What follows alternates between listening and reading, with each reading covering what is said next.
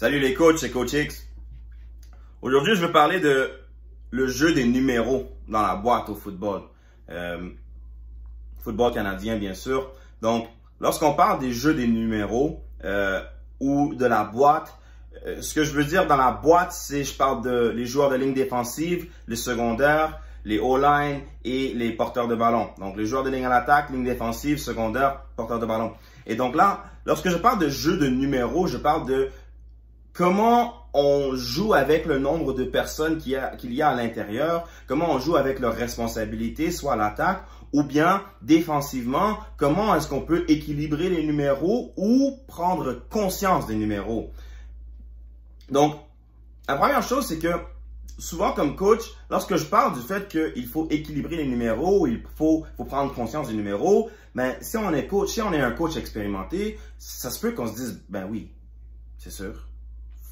Faut équilibrer les numéros. C'est tout à fait vrai. Sauf que des fois, quand on est coach et on se base vraiment sur les systèmes américains, ce qu'on voit aux États-Unis, ça se peut qu'on tombe dans le piège parce qu'il y a quelque chose qu'on n'a pas nécessairement saisi. Et je peux dire que moi, personnellement, comme coach, il y a quelques années, j'ai tombé dans ce piège. Donc là, je vais essayer de partager cette information-là pour essayer d'éviter que d'autres coachs tombent justement dans le piège. Donc, premièrement, lorsqu'on parle d'une boîte, donc on va dessiner 5 joueurs de ligne défensive et j'ajoute un porteur de ballon.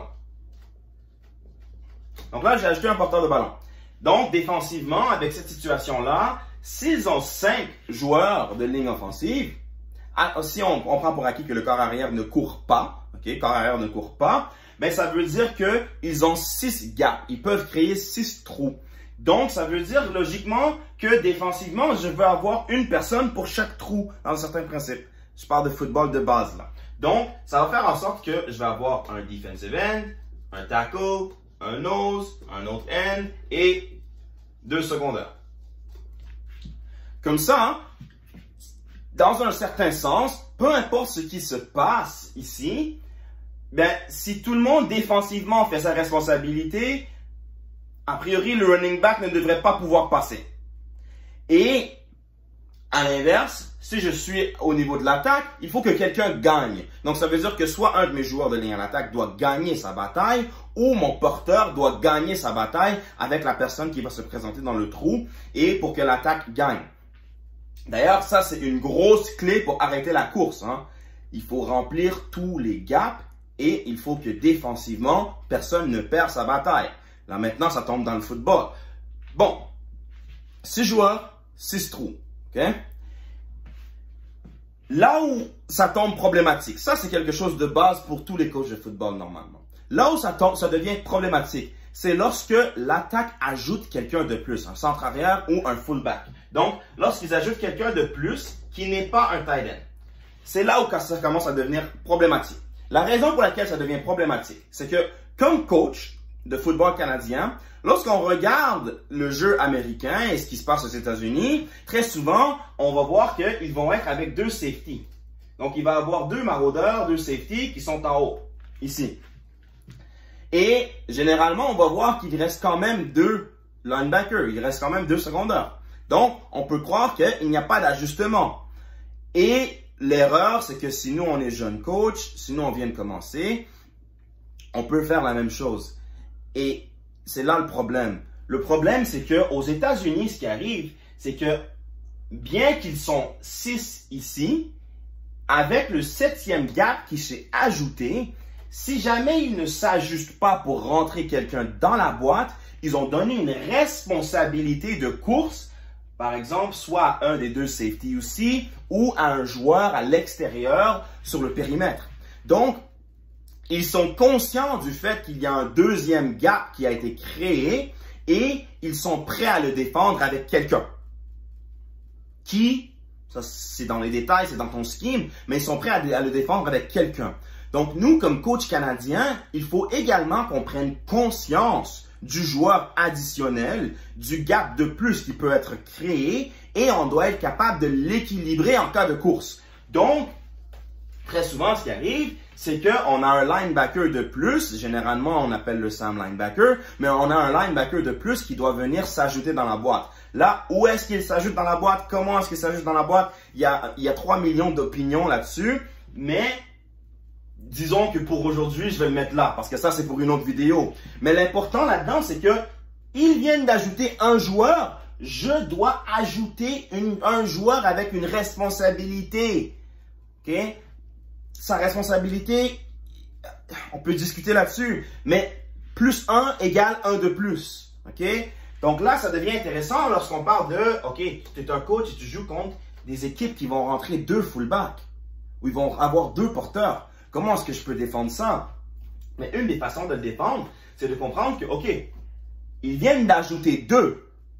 Je dois ajouter 2. Donc là, je commence par mettre les 2 linebackers qui étaient déjà là à la base. Et donc, je dois ajouter 2. Donc, encore là, on ne parle pas de stratégie, on parle juste de la notion de jeu, OK? Mais l'important, c'est que là, maintenant, ils ont ajouté 2, j'ai ajouté 2. Donc, là, maintenant, il y a 8 gaps à défendre et j'ai 8 joueurs pour défendre ces gaps-là. Encore une fois, on ne parle pas de fait de courir avec le corps arrière. Ça ajoute une problématique de plus. D'ailleurs, si tu es coach à l'attaque, tu es entraîneur à l'attaque, tu es coordinateur à l'attaque et tu veux commencer à donner des problèmes de plus à une défensive, mais si tu es un corps arrière qui est également capable de courir et de lancer, mais là, tu es en train de jouer avec le jeu des numéros, justement. C'est pour ça qu'on voit très souvent dans le collégial aux Américains, aux États-Unis. Donc, on a ajouté un fullback, on doit ajouter quelqu'un, on a ajouté 2 joueurs, on doit ajouter 2 joueurs, ou au moins prendre conscience du fait qu'il y a 2 gaps de plus qui ont été créés. Et dans ma stratégie, je dois être en mesure de pouvoir défendre ça si jamais c'est le cas.